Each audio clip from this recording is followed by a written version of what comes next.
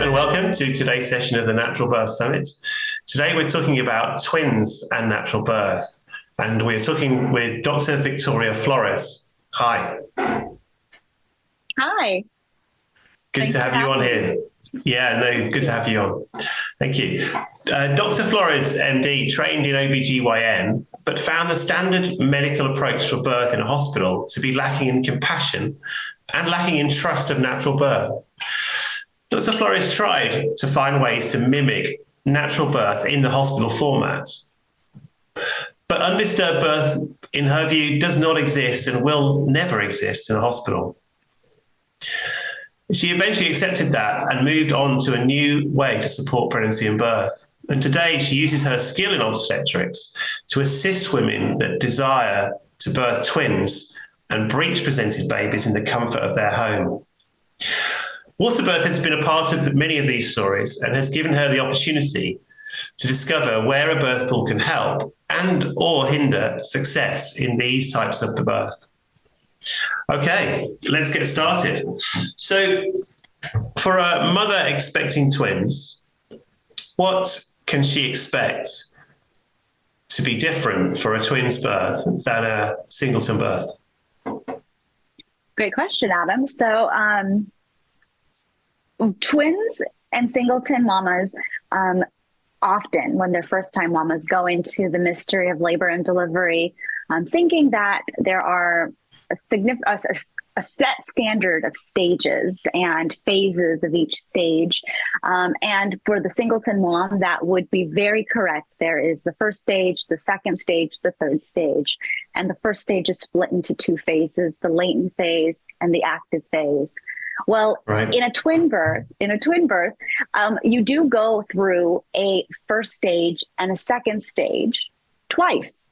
So occasionally, a mom will have to go back into a latent phase of labor before she becomes active again. This is after the second or after the first baby's born and before the labor of the second baby. And then at the very end of repeating those stages, then she goes through the final third stage. And I have mentioned this in other places that there has been one situation that I'd seen a third stage happen before the mother initiated her first stage and second stage, and then third stage again for her second baby. Very, very rare, and it is a complication and isn't something you want to expect, but it can happen. Okay.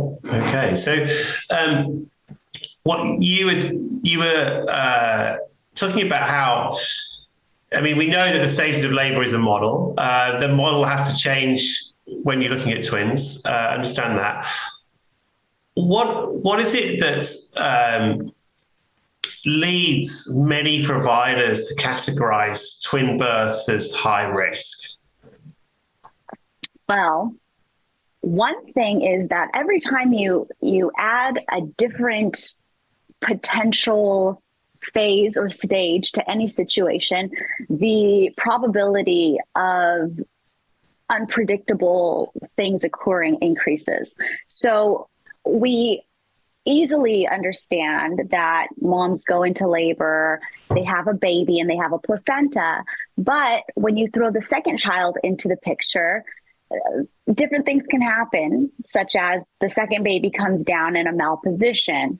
Okay, well, that's going to change the scenario. How long is it going to take for that baby to get into a position that can reinitiate labor and progress normally? And will it become a situation where that will never occur, which is just something that you can't really think about with a singleton, because in a singleton, if that were to never occur, if someone was in a malposition initially on their admission into a hospital or in their initiation and care into midwifery care for their labor and delivery, then that would be something urgent or emergent, and an abdominal delivery would have to be planned immediately, and it would actually be organized, controlled. But when it happens to the second twin after a first twin is delivered, you're at home or you're in the middle of labor and you don't have the time to organize that abdominal delivery often, because it's urgent at that point because the mom is exposed, her cervix is opened, her waters have ruptured. She likely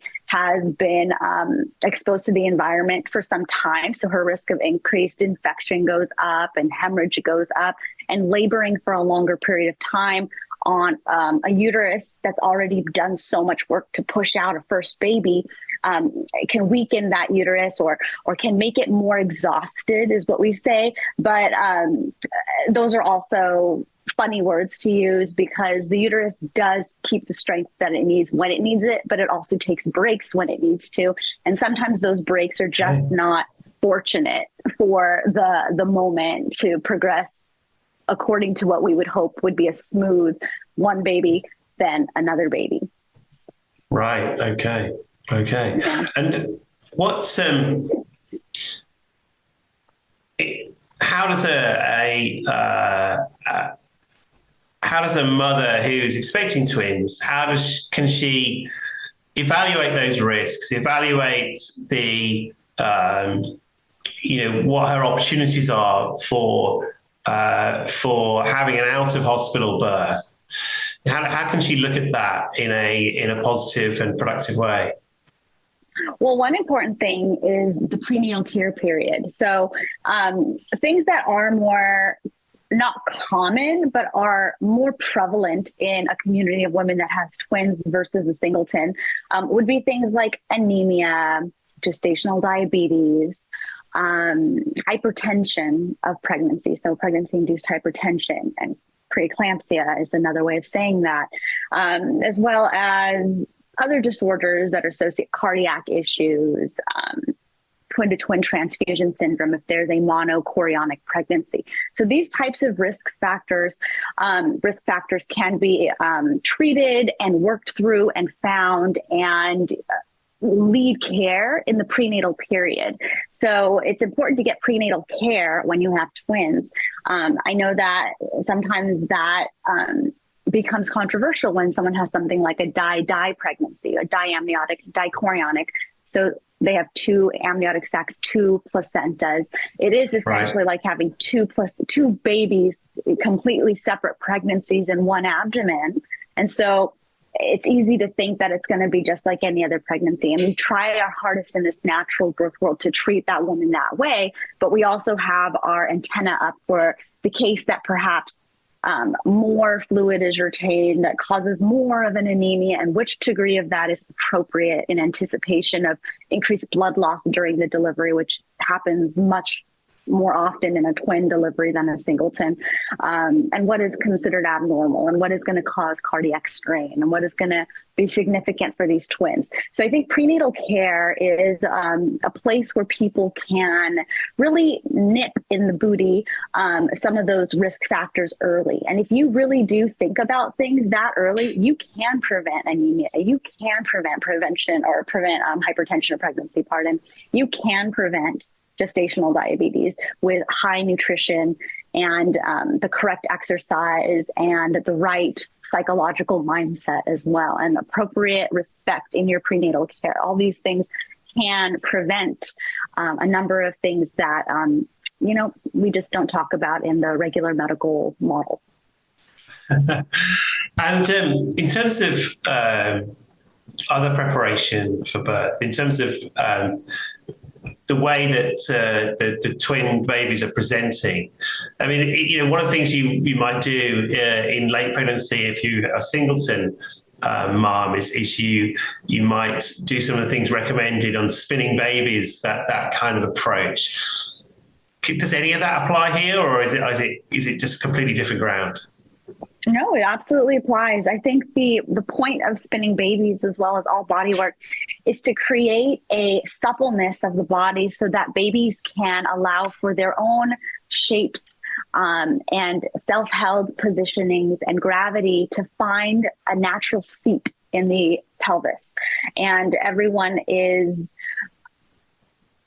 should have a normal pelvis. In case of a mother with a normal pelvis that hasn't been in a car accident, a crush injury, or some type of surgery in the past that perhaps prevents the movement of bones the normal, natural way the pelvis has mobility within its joints, then yes, opening the abdomen, opening the pelvis, opening the sacrum with inclinations and side lying and all those releases is just creating space for the baby to do the best thing for itself in the pelvis. And more often than not, you're going to get a longitudinal lie of the first twin, which is all you need to begin vaginal labor with a twin pregnancy. Okay. And how unusual or not, I'm conscious that we're in the hands of, we're talking to you, you're a specialist, a bit of an expert in this field. How likely is any woman, let's say in America, to be able to find a provider to do a twins home birth? I guess it's different if it's your first pregnancy or your second, but how much of a special case are we talking about here in terms of provider availability? It's very rare. There are a handful of physicians that will do out-of-hospital birth, first of all. And in many of the states, midwives are not allowed to legally attend home births of twins for medical decision-making. So I do have midwives at home births with me, but they're there for neonatal care, because they are the experts in neonatal care, as I am for the labor and delivery aspect. They actually know a lot, and we participate in idea sharing. But legally, I have to say that I am the medical manager. So of course.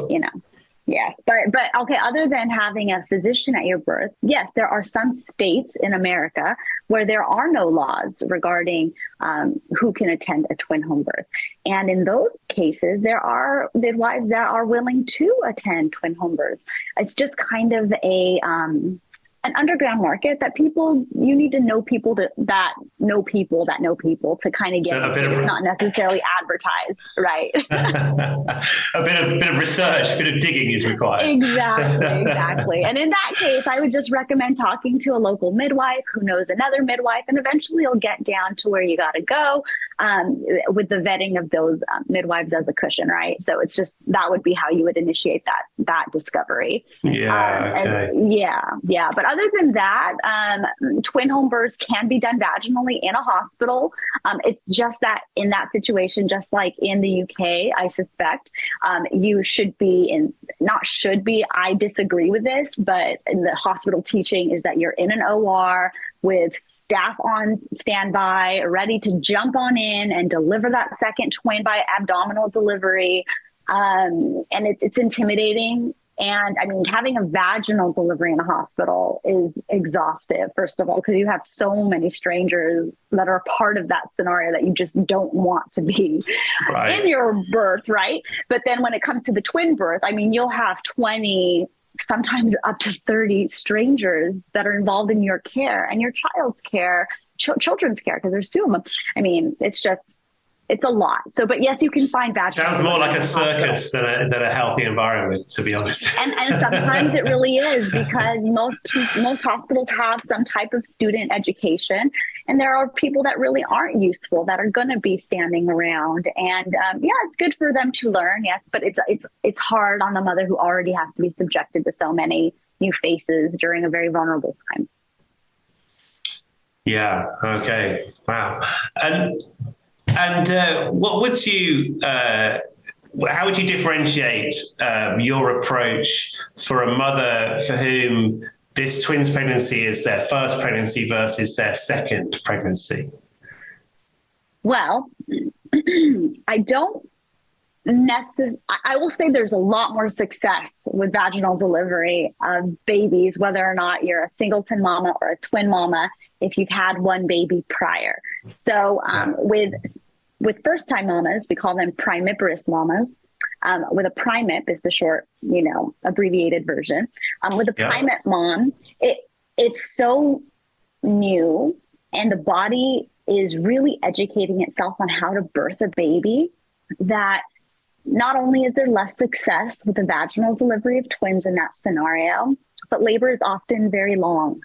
much longer than a lot of people anticipate. With the singleton, maybe you think 20, 30 hours max, right? You think like that's the worst case scenario. But with twin mommies that are first time, I mean, we get 3-4 day labors. And with minor breaks for sleeping and eating, the body will turn itself off. But then once your brain is kind of on that you're in labor, it's hard to really shut down. So I find that mentally it's a real challenge to first time moms, but a lot of them do it. It's still possible. Yeah. Yeah. Oh yeah, absolutely. Okay. Wow. Okay. And so talk about then what is the difference when you do twins labor, twins birth in water compared to doing on land? Well, one way that a first time mama or second time mama can really help herself through that first stage of labor is to disperse the pain over her body. Maybe it's no longer pain, it's just work and it's pressure and it's heat and when you're in water, whether or not you're first time mama or a second time mama, a third or whatever it is, the water really does help distract from the point tenderness that can sometimes be experienced by the laboring mother. And I think that it's just psychologically so much more peaceful to have all the elements of nature around you during a labor. So often we see women lighting candles and they put on some wind chime music and, you know, they have the water and then they also have the fire because they're contracting. So and then, you know, earth is just your body. So there's, a balancing element that I think that Western medicine has not really utilized in the psyche of the laboring mother that Eastern medicine acknowledges and that I encourage in all of my labors with women. If they can, we can find a way to balance what they need at that time. Let's do it. Yeah. And water is just one of those ways to do it. And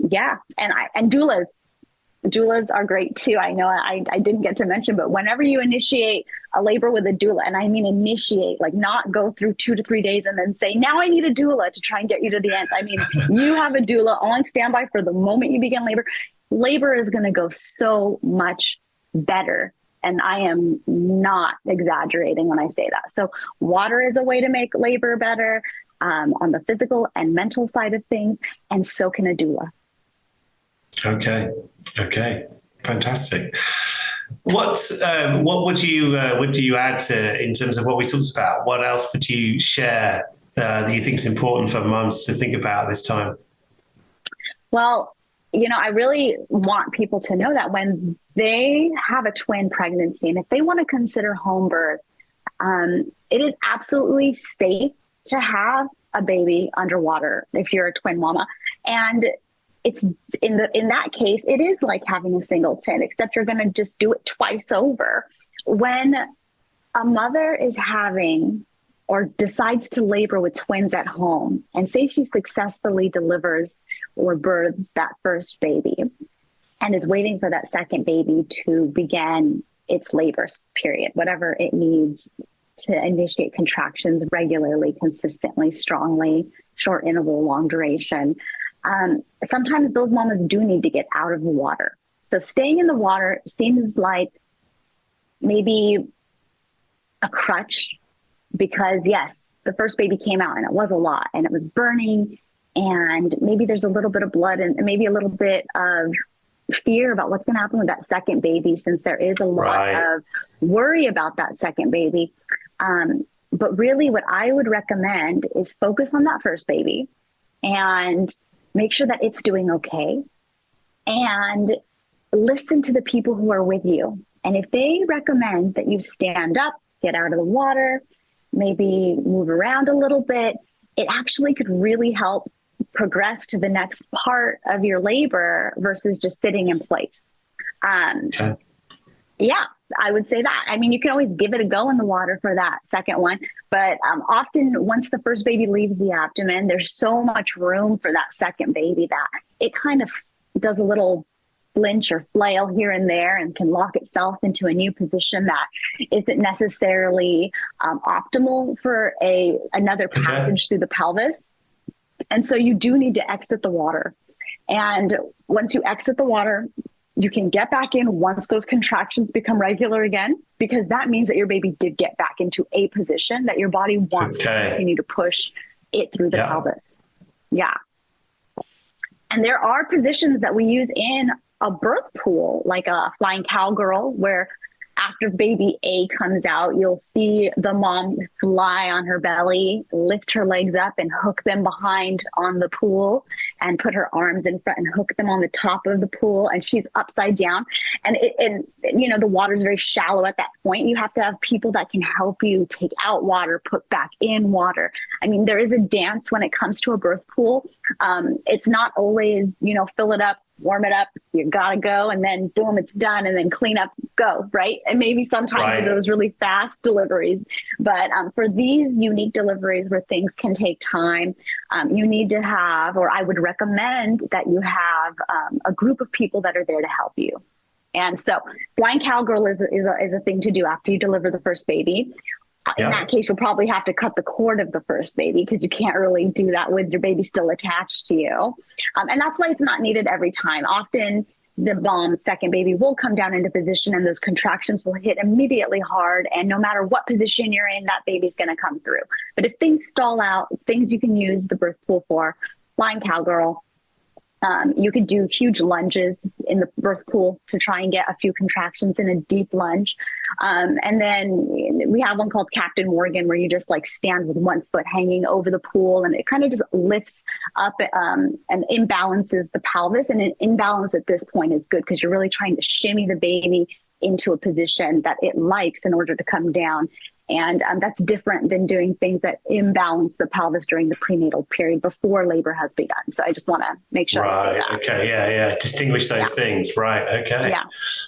Wow. Flying cowgirl. I've not seen that or heard that one before. That's, Yeah. It's exciting to see. When you see it, you're like, wow, it looks like she's squishing her baby. But she's not. It's kind of just lifting the uterus up and letting that baby slide deeper into the pelvis, like creating a slide.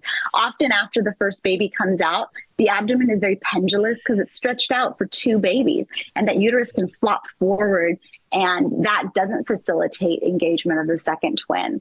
And so anything you can do to lift and tuck and push down, a little bit of abdominal support with reboso, those types of things, that really helps initiate the labor of the second twin, not just sitting there and letting your pendulous abdomen stay out, because physically it's impossible for the baby to come back in if it's out. And I've actually seen the second baby with a leg hooked over the pubic bone, and there was no way that kid was going to come out unless somebody went and help that baby get its leg back into position, tuck it in, and then come back down. And that was a breech baby. So it literally was sitting on its mother's pubic bone.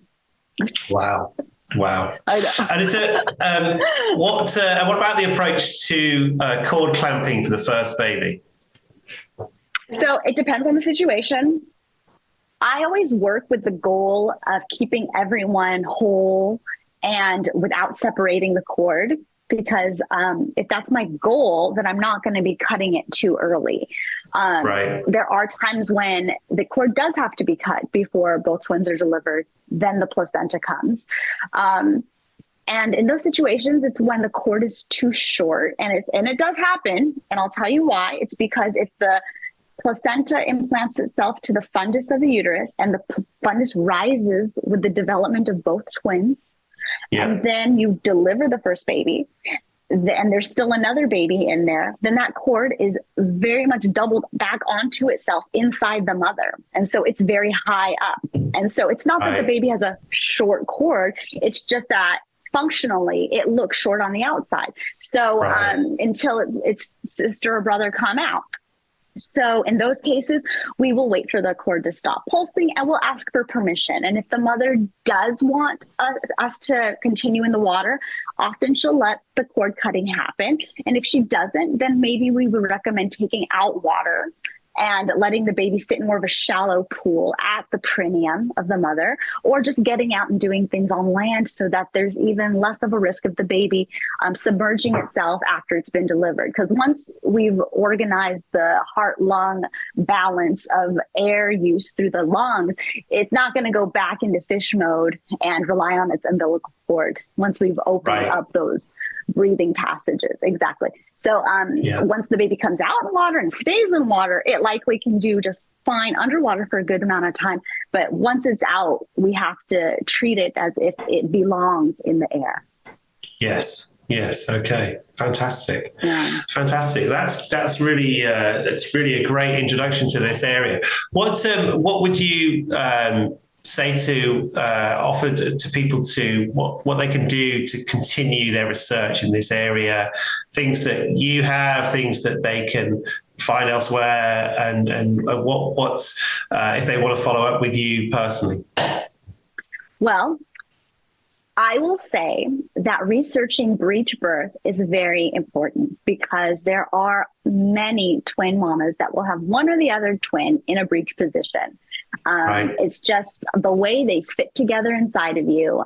Yes, I would say it's more common to have a head down delivery, but still that's only about 40% of all of the combinations. And there's 3 other combinations, or more if you include transverse. So it would be the head down, the head down breech, the breech head down, or the breech. And then hopefully, any of the other ones for the first twin don't happen. But yes, you could have other presentations of the first twin. The second twin's presentation doesn't really matter. It just comes down when it comes down, and the decision will be made at the delivery if it's safe to continue laboring on that twin. Yeah. And so understanding that the second twin is at a higher risk than either a singleton or the first twin that came out. I almost treat the first twin that comes out like it's a singleton, and then the surprises happen for the second twin. And sometimes those surprises can be very dangerous and can lead to bad outcomes, hypoxia, prolonged dystocias, those types of things. And you want someone with you to help you decide if that position for the second twin is safe for you to push through or it needs assistance coming out. And I would say that's just one thing I would hope that people could study is finding somebody who's willing to be with you for that second baby to get into position. Because I also support free birth for moms, but for twins, I would say I would recommend not to do a free birth with twins. Okay. Yeah, understood. That's great. So breech birth as an area for research to really inform yourself is a good idea. Get that. Okay. And what about your social profile? That's Instagram, I think. Is that right? Yes, you want to follow you on Instagram and connect with you that way? Yeah. So you would go to @Victoria_MD_birthing. MD is in medical doctor. That's the degree we have here. So Victoria_MD_birthing. And I do share a good portion of my twin birth stories, not all of them because they have to have the permission of mom and the pictures that she sends in order for me to post. But a good handful, and even a couple that have been willing to be tagged. So if you do want to communicate with them directly, you can send direct messages and see how they feel.